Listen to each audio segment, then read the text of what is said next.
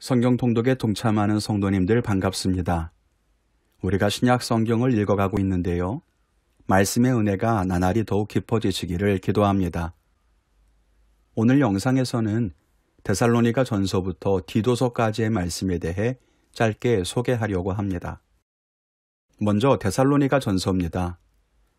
지난 남호성 스페셜 내용을 기억해 보시면 바울은 2차 전도 여행 중에 고린도에서 오랜 시간 머물게 되지요. 이때 데살로니가 교회에 보낸 편지가 바로 데살로니가 전서입니다. 그런 관점에서 보면 데살로니가 전서는 바울이 기록한 첫 번째 서신서이고 신약 성경 중에서 가장 먼저 기록된 책으로 볼 수 있습니다. 데살로니가는 로마 시대의 마게도냐 지방의 수도였습니다. 많은 유대인들이 그곳에 살고 있었는데 바울이 2차 전도 여행 시에 이곳에서 복음을 전할 때 유대인들과 이방인들이 회심하기도 했습니다. 바울은 고린도에 가서 머무는 동안 이 데살로니가 교인들의 소식을 들었을 거고요. 그들을 격려하기 위해서 바로 본 서신서를 기록한 것으로 보입니다. 그래서 데살로니가 전서의 내용을 보면 데살로니가 교회 성도들을 격려하고 또 바울에 대한 공격에 대해 변호하는 내용이 들어있어요. 그리고 믿음을 가진 성도들이 주님이 재림하기도 전에 죽어가는 상황에 대해서 위로와 신학적인 가르침을 전해주고 있습니다. 그런데 이 편지를 쓰고 몇 달이 지난 후에 아직 바울이 고린도에 있을 때 데살로니가 교회로부터 바울이 말한 주님의 재림에 관해서 성도들이 오해하고 있다는 편지를 받습니다. 그리고 바울이 이 문제에 대해 다시 편지를 보내는데 그것이 바로 데살로니가 후서입니다. 말씀드렸듯이 재림에 대해서 데살로니가 교회로부터 편지를 받고 그에 대해서 답변을 기록한 것이기 때문에 데살로니가 후서의 주된 주제는 재림, 즉 마지막 날에 대한 것이었습니다. 물론 데살로니가 전서에서도 주의 재림에 대해 말하고 있지만 성격이 조금 달라요. 데살로니가 전서에서는 주님이 오실 날을 기다리며 신앙생활을 하다가 죽어가는 성도들, 그들 때문에 슬퍼하는 성도들을 위로하는 것이 주된 내용이었습니다. 왜냐하면 예수님이 재림하셔서 같이 천국에 들어가야 되는데 성도들이 죽으면 어떻게 해요? 장사 지내고 몸이 썩어버리면 천국에 못 가는 것이 아닌가? 그렇게 슬퍼하는 성도들에게 바울이 말합니다.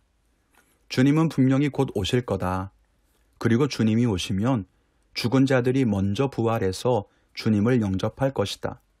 그러니 슬퍼하지 말고 주님이 다시 오실 그날까지 믿음을 지켜라. 그렇게 말하는 거예요. 그런데 데살로니가 후서는 교인들의 잘못된 생각을 고쳐주는 것이 목적이었습니다. 그것이 무엇인가 하면 이 바울이 말했던 주님의 날이 이미 시작되었다라고 가르치는 것이었습니다. 그래서 이미 종말이 시작되었기 때문에 일할 필요가 없다 이렇게 말하며 미혹되는 것이 문제였다는 거예요. 바울은 데살로니가 교인들에게 다시 편지를 써서 주의 날이 오기 전에 성도들이 믿음을 포기하는 배도가 있을 것이고 불법의 사람이라고 하는 적그리스도가 등장할 것이다 이렇게 말하면서 흔들리지 말라고 가르칩니다. 또 주의 재림이 올 것이지만 그것에 너무 미혹되지 말고 삶을 살아가야 한다고 말합니다. 그래서 진짜 거룩한 생활이 무엇인지를 가르쳐주고 있습니다. 우리가 데살로니가 전서와 후서를 읽을 때 어떤 관점으로 읽으면 좋을까요?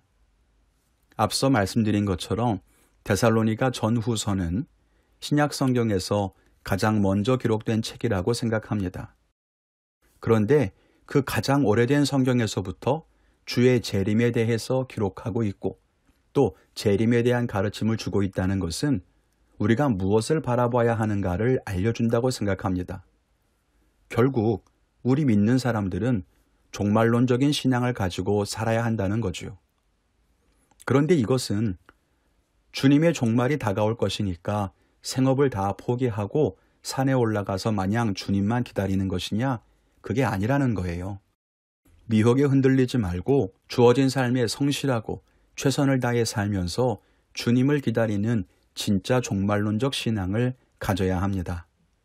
우리에게 이런 종말론적인 신앙이 진짜 있는지 함께 말씀을 통해 돌아보는 은혜의 시간이 되었으면 좋겠습니다.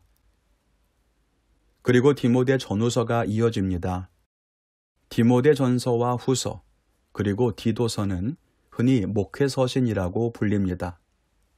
왜냐하면 바울이 교회의 목회자들에게 보내는 개인적인 편지로서 목회에 대한 지침을 주기 위해 기록한 편지이기 때문입니다.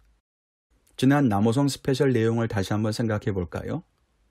이 바울의 전도 여행과 서신서의 기록은 서로 연결이 되어 있는데요. 바울은 2차 전도 여행 중에 고린도에 머물 때 데살로니가 교회에 편지를 보냈고요. 3차 전도 여행을 하던 중에 고린도 전후서와 로마서, 갈라디아서를 기록한 것으로 보고요. 로마의 감옥에 갇혀 있는 동안에는 옥중서신이었던 에베소서, 빌립보서, 골로새서, 빌레몬서를 기록했죠. 그리고 로마의 감옥에서 나온 후에 바로 이 목회서신인 디모데전서를 기록하게 됩니다. 바울의 편지를 받는 디모데는 에베소와 다른 아시아 교회들을 감독하는 목회자였는데 나이가 젊고 경험도 아직은 부족한 목회자였습니다. 그런 디모데에게 격려하고 지도하기 위해서 바울은 편지를 썼습니다. 그래서 디모데 전서에는 바울이 교리에 대해서, 공적인 예배에 대해서, 거짓 교사들에 대해서, 교회를 다스리고 성도를 대하는 것에 대해서, 그리고 목회자의 태도와 자세에 대해서 기록한 것을 볼 수 있습니다. 로마 감옥에서 풀려나고 디모데 전서를 기록했는데 얼마 지나지 않아 다시 바울은 로마 감옥에 갇히고 재판을 기다리고 있었습니다. 바울은 자기가 처형될 것이라고 생각하고 있었어요. 그때 디모데에게 마지막 편지를 보냈는데 그것이 바로 디모데 후서입니다. 이때는 네로 황제가 기독교를 핍박하던 때였습니다. 바울도 바로 이 네로의 박해기 때 순교를 하게 되죠.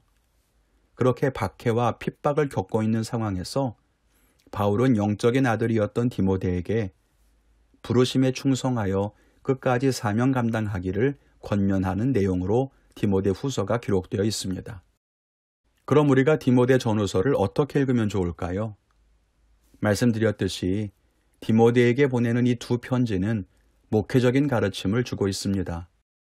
물론 성도님들은 목회자는 아니지만 바울이 디모데에게 권면하는 내용을 통해서 우리는 성도의 자세에 대해 생각해 볼 수 있을 겁니다.